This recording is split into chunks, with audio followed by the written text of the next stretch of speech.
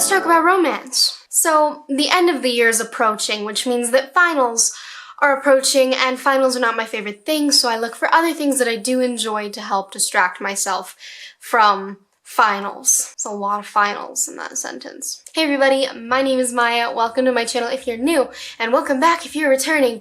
Today, as I said, we're going to talk about romance, and specifically why we consume romance at all, let alone in book or television or movie form. So I don't actually consider myself a romance reader. I don't think I read it that often, but apparently I do, because when my friend Austin asks me what I'm reading, usually my recommendations have at least one romance novel in them, and he kind of makes fun of me for it. And it's fine, it's good to tease your friends, right? But the interesting thing to me is every time we were at school, this is back when like in-person school was a thing, every time he'd mention or tease me about reading a lot of romance books, I'd be like, no I don't, not me, no sir. And that's weird. Like, why do I feel the need to say I'm not reading romance books, or I don't read a lot of them, or I don't like them when I do? I also want to talk about the romance genre in terms of diversity, because I'm really excited about it. I think that this is a genre where diversity is increasing rapidly, whether that be with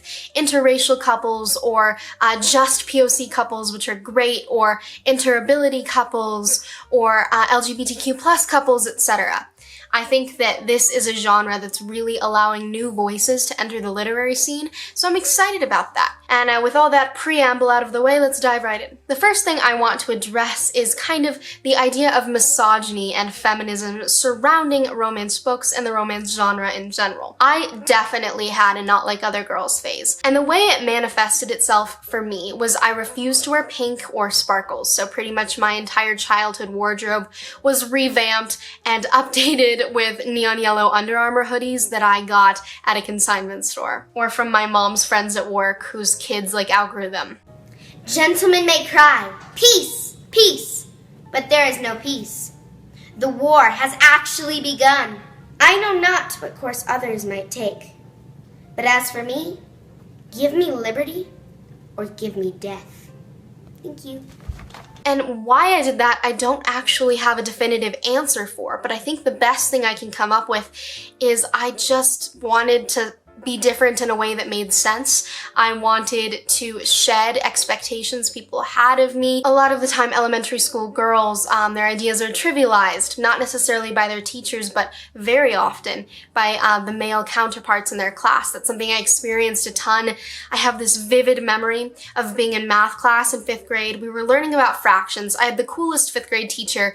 To learn about fractions, he had us bake something and like double or halve the recipe. It was so cool. Anyway, we were making a lemon meringue pie, and I was the only girl in my group, and I've always been really self-conscious about math, and that's actually something I want to talk about in a different video. I was so excited about this project. I was partnered with 3 other boys, and I distinctly remember this kid in my class named Vince just like flat out telling me I was horrible at math and that only boys are good at math, and it just kind of broke my heart a little. So I think that for me, my not like other girls phase was a rejection of the stereotypical elementary school girl, but there's nothing wrong with the stereotypical elementary school girl, which is something that I've come to accept and explore as I've grown up, which I think is really cool. I think it's really neat that we're always throughout our lives growing and evolving and learning from other people and from our past mistakes and experiences. Despite the fact that I've definitely moved away from the not like other girls phase in terms of fashion, I absolutely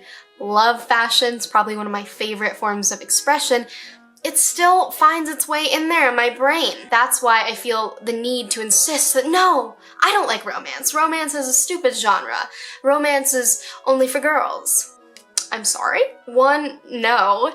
2, internalized misogyny! I think that the romance genre is definitely a prime example of said internalized misogyny, and that people, often women, feel the need to like reject it or fully accept it to an extent where they're not necessarily interested in anything else, or if they are, they don't talk about it. On the other side of that coin, and this is something I've noticed at my school library or my public library, you have typically cisgender white men who insist they do not read romance. They can't be comfortable in their masculinity and like romance. If a boy at my school is checking out a romance novel, it's almost always followed up by, this is for my girlfriend.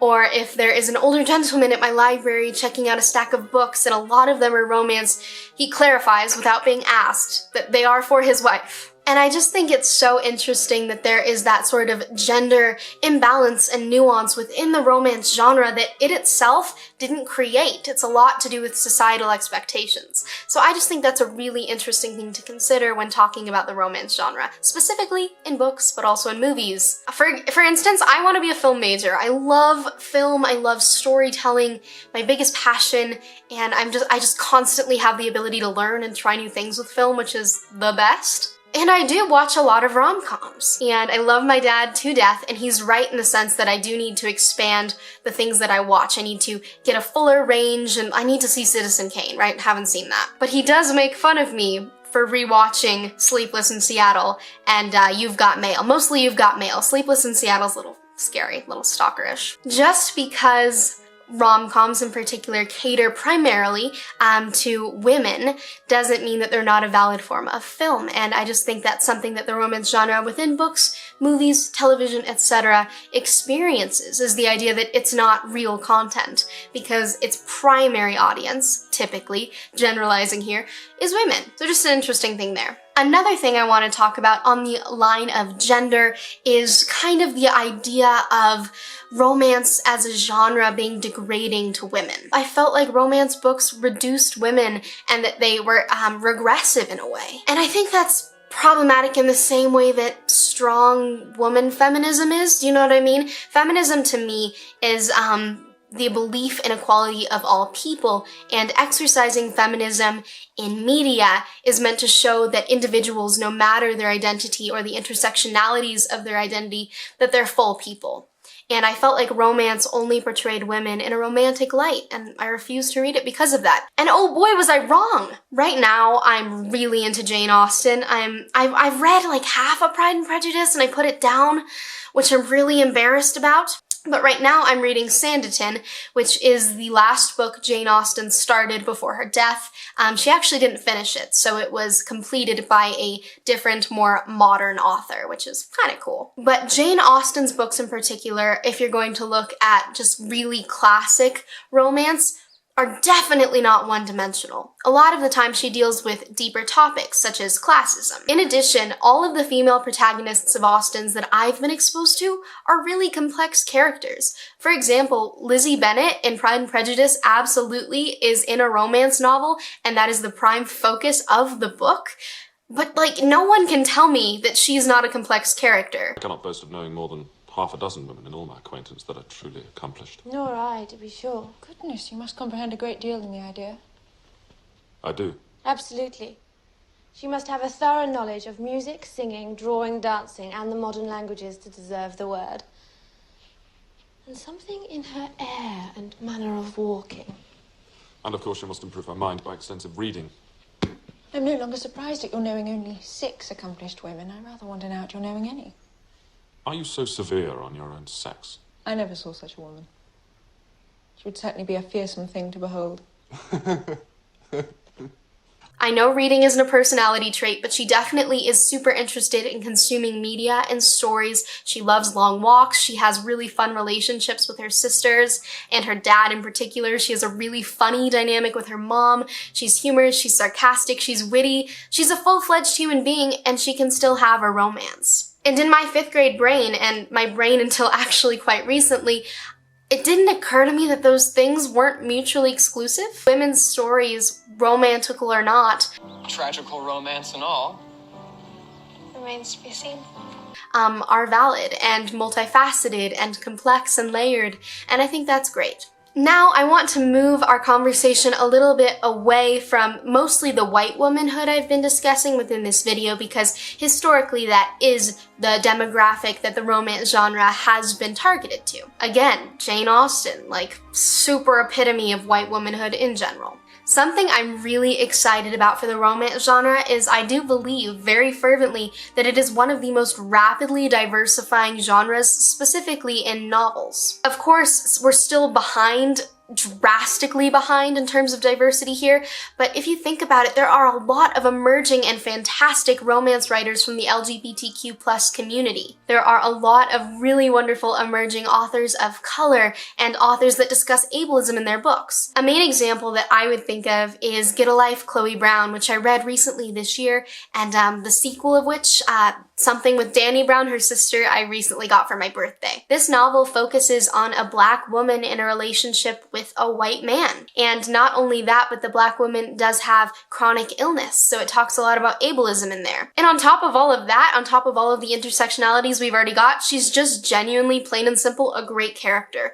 She's spunky, she's artistic, she's really funny, she has such interesting coping mechanisms for all of the pain and traumas in her life, and I just really liked their relationship. It was a good book, even though I'm not super into smut. I think that a sign that a genre has really started to diversify rapidly is when you have good and bad diverse books within that genre. Here's what I mean. Within LGBTQ plus romance, there are definitely amazing books out there. But there's also some that I personally didn't enjoy, and that's okay, because that means that the genre itself and this subcategory of the genre is speaking to a variety of people. For example, I didn't like Red, White, and Royal Blue by Casey McQuiston, which was one of the most popular and beloved books on BookTube earlier this year. I think it's really wonderful that it tells a male-on-male romance story, and I thought it was cool that the main character was bisexual, even though that wasn't discussed a lot. There was some mention of race in there, but didn't go in depth. And then the author themselves is non-binary, which is great. We need more representation in media in general. But I didn't like the book. There are plenty of LGBTQ plus romances I do love. They both die in the end. This was written by Adam Silvera, who is an own voice author, which is awesome. This is one I recently had to return back to the library because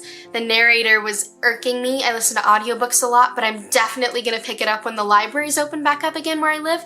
If I Was Your Girl, which has a transgender main character in a really healthy, wonderful romance. I think one of the main reasons that the romance genre is able to diversify so much and that I see so much potential in it is that love is a pretty universal thing, romantic or not. I mean, I love books, and I know that there aren't a lot of romances about women in their books, as Greta Gerwig said when talking about the 2019 film of Little Women, but I think that we can all think of something in our lives that matters to us, whether it be a person or a pet or a family member or a story or, you know, anything. And I think because love in any shape or form, some shape or form, is a pretty universal truth, that it's accessible to so many people and that we're able to believe that it applies to everyone. Unfortunately, we're not yet at a place where we believe that every genre applies to everyone. For example, the sci-fi genre is still really heavily white male populated, although I really need to read Octavia Butler soon. Before we return full circle to end on the topic of gender once more, I want to talk about something I think is particularly applicable to the year 2020. Romance is often an escapism genre. Not always, but often. Usually, romances provide us with characters that we can relate to in some way, and they usually have happy endings. Of course, they both die in the end.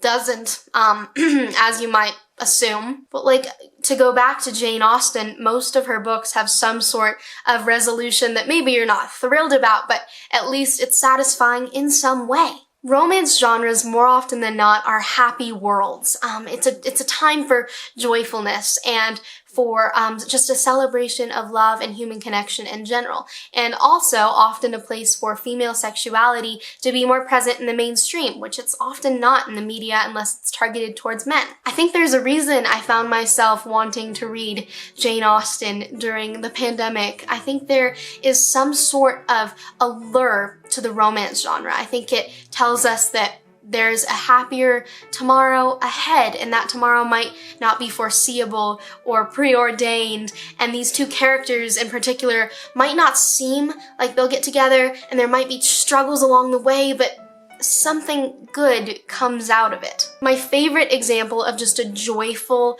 coming-of-age story that centers around romance is To All the Boys I've Loved Before, which is another example of the diversifying genre. It has a mixed-race Korean lead, which is really not common in the romance genre yet. Asian people are often categorized in the best friend section or the nerdy section or some other range of stereotype. But anyway, this story to me is just so happy because like this girl who dreams big and loves a lot and has just a big heart ends up with some sort of happy conclusion at the end, but she's also happy at the beginning. She's happy within herself before she's happy with another person, which I just find wonderful. There's also the dimensions of her familial relationships, and she's just really feminine and fun and loves thrifting, and I saw a lot of myself in her. All in all, I think romance is a genre we go to when we're either really happy or really not, when we need some time to reflect on the beautiful parts of life, because that's often what the romance genre is about.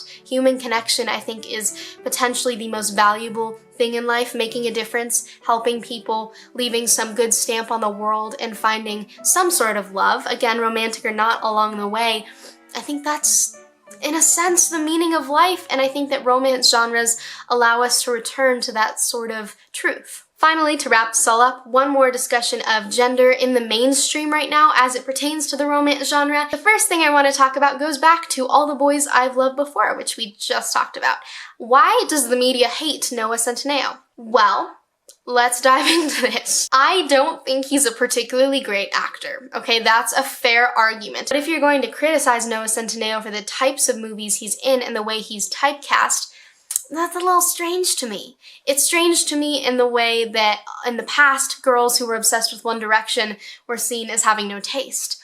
It's strange to me in the way that Candace Owens is so upset about Harry Styles wearing a dress. We don't like, as a society, traditionally feminine things, particularly when those pertain to teenage girls. If a teenage girl likes One Direction, they're worthy of scorn. It's just a boy band, not real music, you know? If teenage girls like Noah Centineo, whether for his acting or for the stories he's in, or just for Noah Centineo and his deep Twitter quotes, Noah Centineo is automatically uncool. If Harry Styles decides to break gender norms within the mainstream, not even to make a point, but just to be as expressive as he wants to be with his fashion, that's automatically like a controversial thing. I think that something that the romance genre itself needs to work on, as well as society, is just understanding that gender norms and gender roles aren't it. Cinnamon rolls. And personally, I know that he didn't do this for me or for anyone else, but I think Harry Styles looked fantastic in those dresses. And finally, the camera that I'm borrowing just ran out of battery, so we're finishing this one up on my shaky, unstabilized iPhone. So much diversity and potential for this genre to grow not only in conventional adult romance, but in YA romance as well. Thank you all so much for watching this video. My normal camera should be back soon from being repaired, and I'm so excited for that. So hopefully next video we'll have a little bit more stabilization in the camera. I hope you all are doing well and staying safe and healthy and happy and wearing masks and all that jazz, and I will see you guys next time. Bye-bye.